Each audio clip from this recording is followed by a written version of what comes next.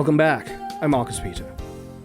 We're looking at the readings today. Mount Carmel draws all of us with the great lesson that if we have a divided heart in our covenant bond with God, we have to really rethink how we live our life in faith. Elijah, in the first reading, compels the Israelites to choose now whom they will serve. Now, the Hebrew context of what's going on in the first reading is tremendously crucial. Carmel, the Hebrew word Carmel, it means a garden land or a fruitful field. So that ridge that rises above the Mediterranean became, because of its location, the perfect kind of courtroom for the people of Israel. They had been seduced into believing that Baal, the Canaanite storm and fertility idol, could give them the rain and the wheat and the security and the fertility that they desired, and they wanted it on their terms, not on the Lord's terms. And yet, the God of Israel, the Lord, Yahweh, the Lord, bound himself to Abraham, Isaac, and Jacob with all of those promises. That's why Elijah asks Israel, how long will you straddle the issue? Again, the Hebrew verb behind that image, it's about limping between two sides. It's a very lame word in that sense. It actually connotes lameness in that sense. Idolatry cripples the soul, and it enslaves the body as a result. We quite literally become lame. Every generation has had to grapple with this, and every generation will be able to tell you that a divided heart in worship will divide the person. One can only pretend to live a life for God and not living fully for God for a short time before one thing takes over the soul. We cannot serve two masters. The heart is not made for that. King Ahab and his evil wife Jezebel, they had set up in Israel that had the northern kingdom detach itself completely from Davidic worship that is in Jerusalem. They had seen Jeroboam's calves turn the anxiety of Israel into a new liturgical rebellion against the Lord. And so what does Jezebel do? Well, she imports Baal. Canaanite there she is. Mount Carmel was the place where God confronted this counterfeit cult. It promised them fertility, and yet, by the time that this confrontation took place, Israel was deeply in a drought in the land and therefore experiencing a kind of sterility of the land, but more than that, a sterility in their conscience. Elijah's name, I mentioned this yesterday, Eliyahu, my God is Yahweh. It's a combination of Elohim and Yahweh. In other words, his life proclaims the Lord. The Lord is my God, or my God is the Lord. His identity is itself a preaching. He is declaring in his life that the covenant faith is his very being. He doesn't negotiate with anything because his life belongs wholly and entirely to the living God. And so the prophets of Baal, as in that confrontation, they cry out, they dance, they cut themselves, they make blood pour from their bodies. That brutal scene actually shows what we are bargaining with when we engage in false worship. Idols demand tremendous anguish from us, and they provide nothing but misery. They provide nothing but death. The God of Israel asks for the circumcision and the cutting of our hearts. Why? Because if that is set in right order, he can give it new life because his heart has been pierced for our salvation.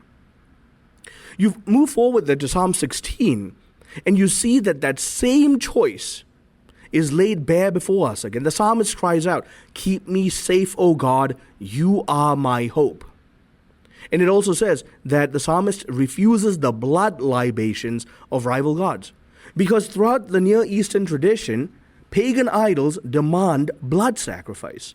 This is actually one of the core topics of my dissertation, my doctoral dissertation. Pagan idols throughout history have demanded blood sacrifice because life is in the blood. Humanity has always understood this. And that's why, in a very real sense, we can honestly say that abortion is a kind of blood sacrifice because it is the ritualized, whether we like it or not, a kind of ritualized massacre of innocent blood in the womb. if we don't shed the blood of the Lamb, we will wind up shedding the blood of our brothers and sisters and children. And that's why man desperately needs the one scapegoat, the one lamb whose sacrifice is once for all, and who alone can give us the sacrifice that fixes and remediates the worst of our human fallenness. The Hebrew word in the psalm for refuge, the hasa, it's the word for shelter beneath divine protection. The word for portion, the helek, it recalls the language of inheritance. The psalmist is confessing that the Lord himself is his allotted share. The believer's deepest possession is God. Elijah repairs the ruined altar with 12 stones. That's a theological illusion here.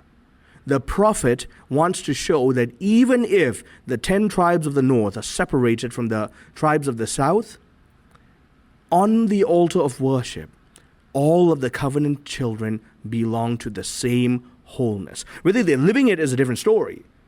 Whether they've allowed themselves to belong to it, different story. But on the altar of worship, all of the covenant children have to be made present. The altar, the misbia, it comes from the root that's connected with the language of sacrifice. In Scripture, though, sacrifice reestablishes covenant bonds. It renews the life in the covenant.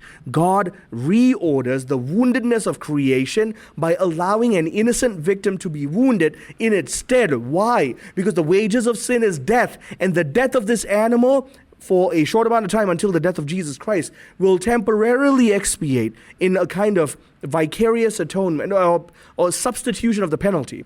This will take the place of the death that is owed to the rest of creation, and especially to all humankind. And so the person who's doing the offering is able to do it in grateful surrender.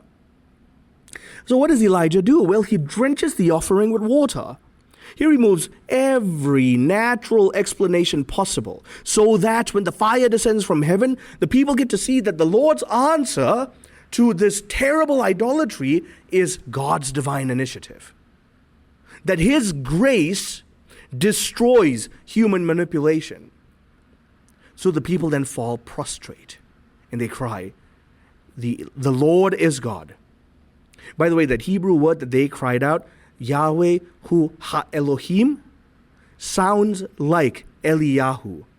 Israel, at that moment, became an entire body of Elijah. They were announcing what Elijah's life was announcing. Effectively, they were saying, we are Elijah. The Lord is our God. I mean, there's a bit of a linguistic irony here. It's rather beautiful that this prophet, in his witness of life, generated a people who are now going to model his witness before the Lord. So then Jesus speaks in the gospel, if we move forward. He reveals that the deepest fulfillment of Mount Carmel is his law. He came to fulfill. That Greek word, pierosai, to fill up, to bring to fullness, to complete from within. Jesus does what Elijah announced before. And he gathers all of Israel's law and worship and prophecy and sacrifice and wisdom and kingdom into his obedient sacrifice. And that's why the smallest letter and stroke in the law matters. All of Revelation is covenant speech from God. The Catechism teaches that God is the author of sacred worship. Dei Verbum tells us that Scripture must be read within the living tradition of the whole church. And that's why all of the commandments mattered to Jesus, and they should matter to us. Now, what does this tell us with the way we live today? Christ is looking at us and saying, choose the Lord in all of the smallest to the greatest things of your life. Choose now whom you will serve. But as for all the witnesses of the covenant in the Scriptures, they chose the Lord. Stay tuned. I'm Marcus Peter.